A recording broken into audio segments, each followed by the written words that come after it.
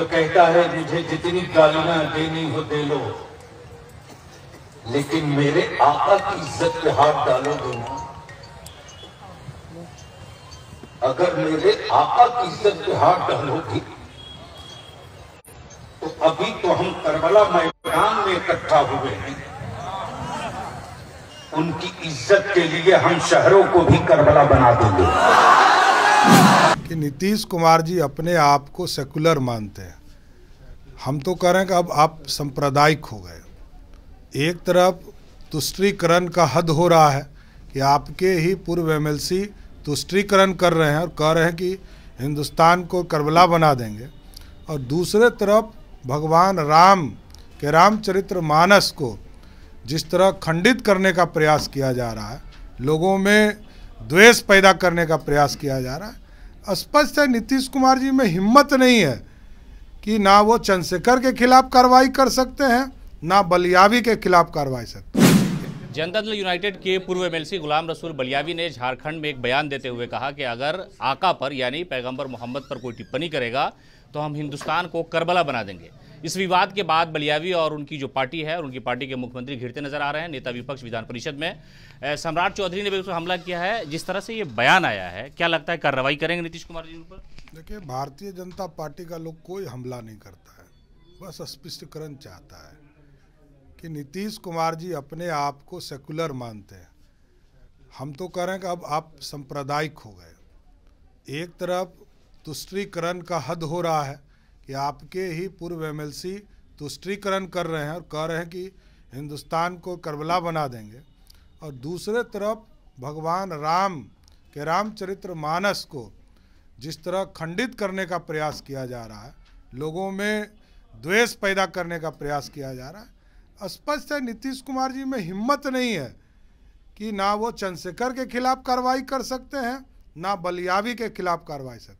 इसलिए नीतीश कुमार जी अब कमज़ोर मुख्यमंत्री हैं। अब मुख्यमंत्री के तौर पर उस समाधान यात्रा निकाल कर अपने जीवन का समाधान कर रहे हैं। लेकिन जिस तरह से प्रधानमंत्री ने आप लोगों से कहा कि मुसलमानों के खिलाफ टिप्पणी न करें, आप लोग जाएं मिलने के लिए, और इस बीच में इस तरह का बयान आता है, तो लगता है कि समन्वय बन पाएगा? नीतीश कुमार, हमारे प्रधानमंत्री आदरणीय नरेंद्र मोदी जी ने कहा है कि सबके साथ जाइए, सिर्फ वोट की दृष्टि से आप जनता के बीच में नहीं जाएं, आप उसके साथ आत्मीय संबंध बनाएं, सबके साथ जोड़े। हमारा स्पष्ट है कि हम सबके साथ, सबके विकास और सबके प्रयास की चिंता करेंगे। इसलिए हम किसी वर्ग को नहीं छोड़ सकते। जब हमने किसी योजना में नहीं छोड़ा, प्रधानमंत्री आवास 3,60,00,000 लोगों को मिला, तो क्या उसमें मुसलमान नहीं मिले?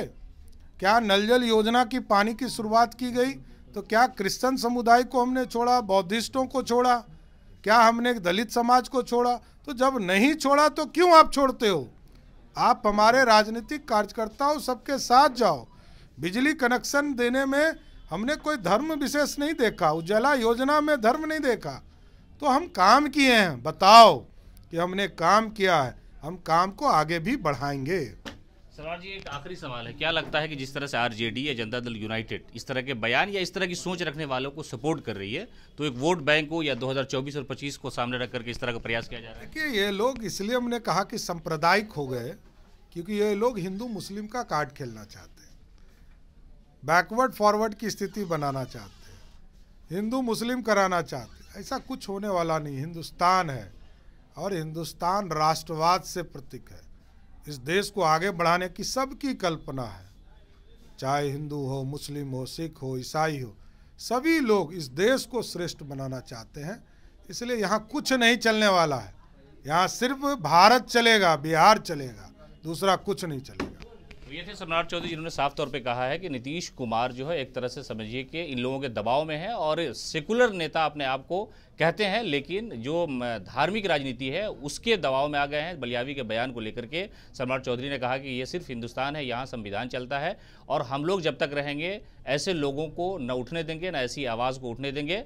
और उसके बाद मुख्यमंत्री नीतीश कुमार और विपक्ष की जो राजनीति है उसको लेकर उन्होंने कहा कि वोट बैंक की राजनीति के लिए इस तरह के बयान को सपोर्ट किया जा रहा है। जिस तरह से रामचरितमानस पर मुख्यमंत्री खामोश थे, लगता है इस पर भी खामोश रहेंगे।